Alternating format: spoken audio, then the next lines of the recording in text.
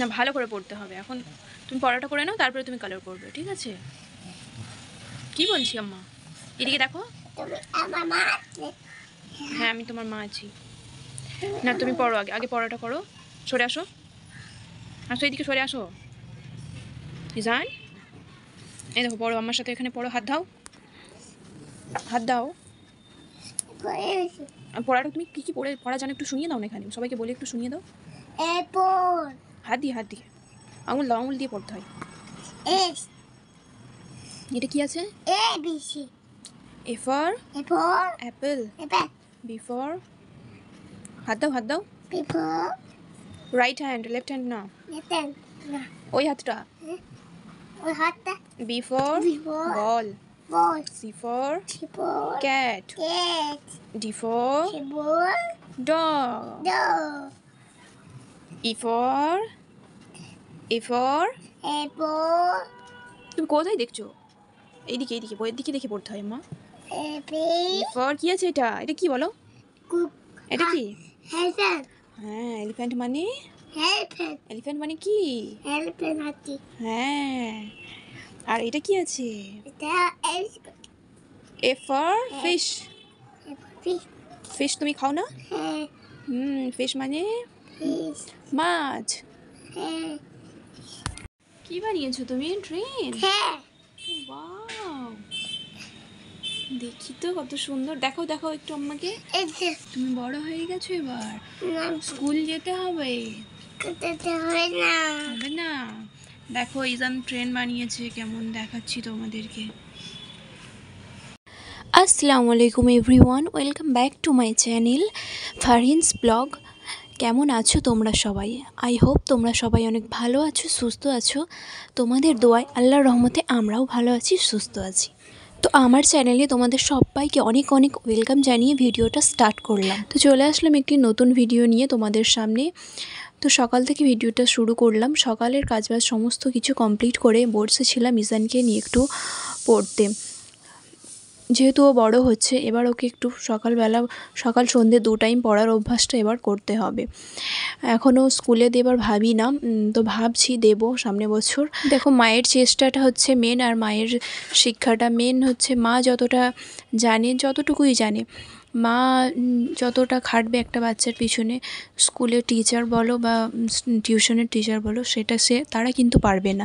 হ্যাঁ, তবে তাদেরকে দেওয়া তো নিশ্চয়ই দরকার। তো যাই হোক, এবার তোমাদেরকে বলি আজকে কি রান্না করব। তো দেখো, সকালে নাস্তা করে নিলাম। কাল রাতে বানিয়েছিলাম হচ্ছে তড়কা, সেটাই ছিল রাখা ফ্রিজে, তো ওটা গরম করলাম। আর বানালাম হচ্ছে রুটি। তো এইভাবেই আজকে সকালের নাস্তাটা কমপ্লিট করলাম। তারপরে চলে আসলাম এখানে রান্নাবান্নার দিকে। আজকে রান্নাই করব হচ্ছে সবজি। দেখো, এখানে আমি আলু কেটে নিয়েছি। তো আলুগুলোকে এইভাবে ভাজা করব। এইভাবে আলু ভাজা খেতে না আমাদের বাড়ির সবাই খুব ভালোবাসে, তো সেইভাবেই করব আজকে। আর বানাম হচ্ছে লাল শাক, আর করব একটু ডাল। তো ডাল না হলে কেউ খাবেই না, তো ডালটা তো করতেই হবে, শুকনো তো খাওয়া যাবে না। তো ব্যাস, আজকে দুপুরের মেনুতে ব্যাস এইগুলোই করব। কেন কি রাতে করব হচ্ছে মেথির পরোটা। তো চলো, তোমরা ব্লগটা স্কিপ না করে বলবো পুরোটা দেখতে থাকো, তাহলেই তোমরা সব কিছু বুঝতে পারবে।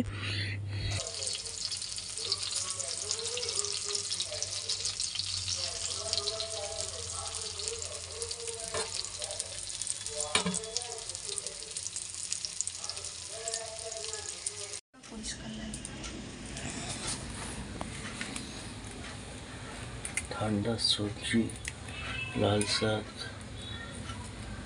লাল শাকটা সবার ফেভারিট। শাকগুলো দেখছো কত ভালো, অনেক হেলদি, অনেক হেলদি। পরিষ্কার। শুনেছি ছোটবেলা থেকে এতে নাকি রক্ত হয়।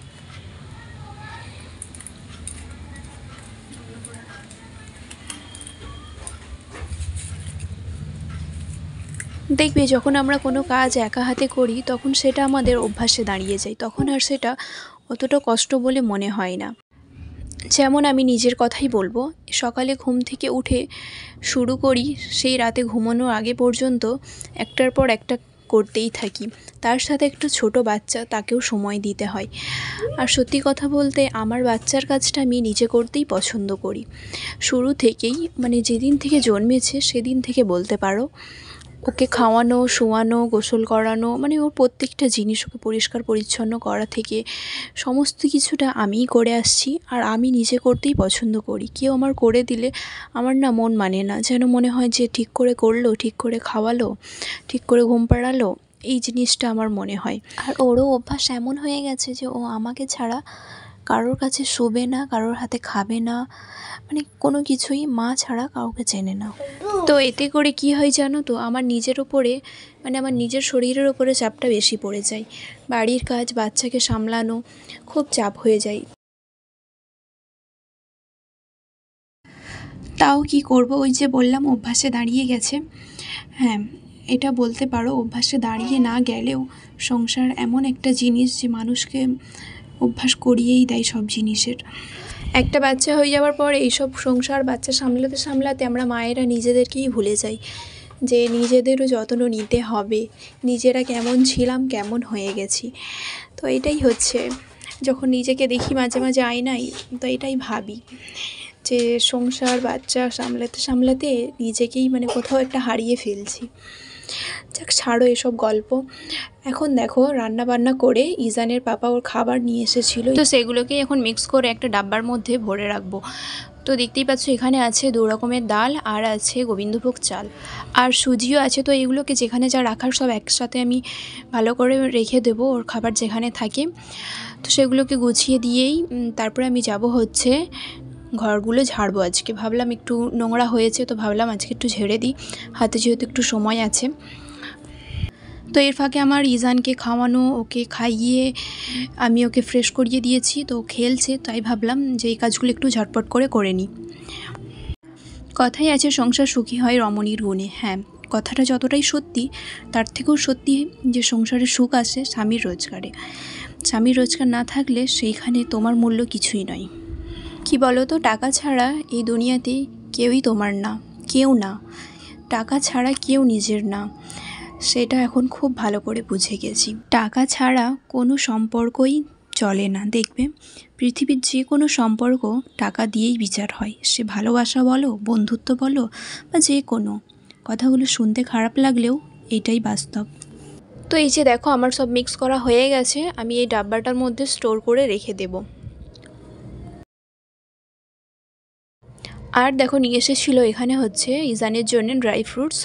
তো আমি কিছুটা ড্রাই ফ্রুটস মানে পাউডার করে রেখে দিয়েছি, যেটা ওকে আমি দুধের সাথে বা সুজির সাথে দিই, ওটা খাই। আর এখানে আমি কিছু গোটা রাখবো, যেটা কিনা ওকে রাতে ভিজিয়ে দিই, সকালবেলা উঠে 2টো করে দিই, তো ওটাও খেতে থাকে নিজের মতো করে।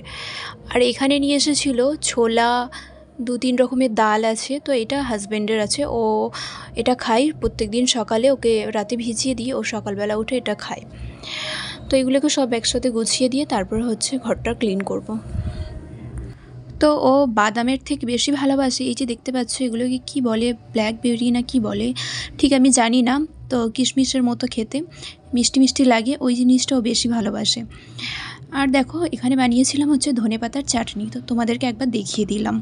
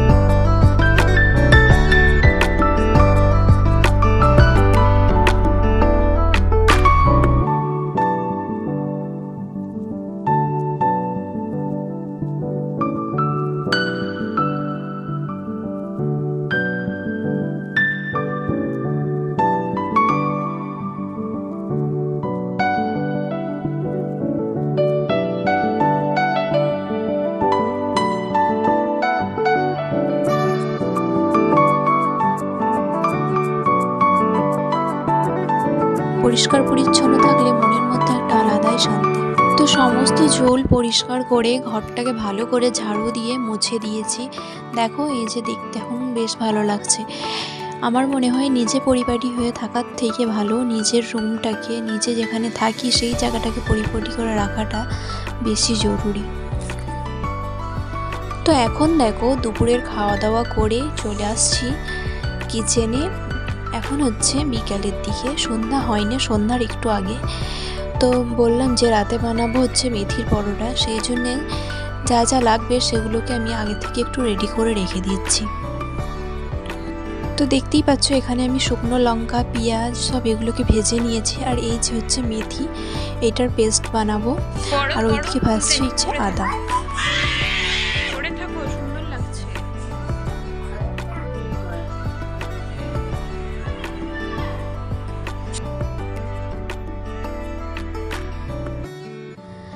তো এখন হচ্ছে দেখো সন্ধ্যাবেলা। আর এই যে নিচে দেখতে পাচ্ছ এইটা হচ্ছে আমাদের বাড়ির একদম মানে সামনেই একটা গার্ডেন মতো আছে। তো সেখানেই প্রত্যেক বছর এরকম লাইট দিয়ে ডেকোরেশন করে আর এইভাবে ওরা না মানে একটা সেলিব্রেশন করে। তো আজকে যেহেতু 25 ডিসেম্বর ছিল, সব সেই জন্যই দেখতে পাচ্ছ সব নিচে সব সাজিয়েছে আর ওরাও সব সেজেছে। তো সেটাই আমরা বসে বসে দেখছিলাম। আর ওখানে বিভিন্ন রকমের ওরা গেম খেলছিল, বেশ ভালো লাগছিল দেখতে। আমি ইজান আমরা দুজনে মিলে দেখছিলাম। ইজান তো দেখে অনেক খুশি হয়ে গেছে। জিঙ্গল বেল, হ্যালো করে দাও, হ্যালো হ্যালো জিঙ্গল বেল। দেখো কথা কথাতেই মেন কথা বলতেই তোমাদেরকে ভুলে গেছি। হ্যাঁ, বাড়িতে এসেছে হচ্ছে নতুন অতিথি, মানে আমি খালা হয়ে গেছি, আমার সেজো বোনের ছেলে হয়েছে। তো এই ফিলিংসটা যে কী দারুণ সেটা বলে বোঝানোর মতো নয়। যারা বড় বোন বা ভাই আছে তারাই জানবে, যখন ছোট ভাই বোনেদের বাচ্চা হয় সেই আনন্দটার মানে সীমা থাকে না, বলার মতো নয়। সবাই দোয়া করো ওর জন্যে। যখন খবরটা শুনি না অটোমেটিক মানে খুশিতে চোখ থেকে পানি বেরোতে লেগে গেছে। এখন খালি দিন গুনছি যে কবে যাব আর কবে কোলে নেব। তো ওর হয়ে গেছে, আমার মেজো বোনেরও হবে বেবি। তো ওর টাইম আছে এখন, ফেব্রুয়ারিতে হবে। তো ভাবছি ওর হয়ে গেলে তারপরে যেয়ে দেখে আসবো।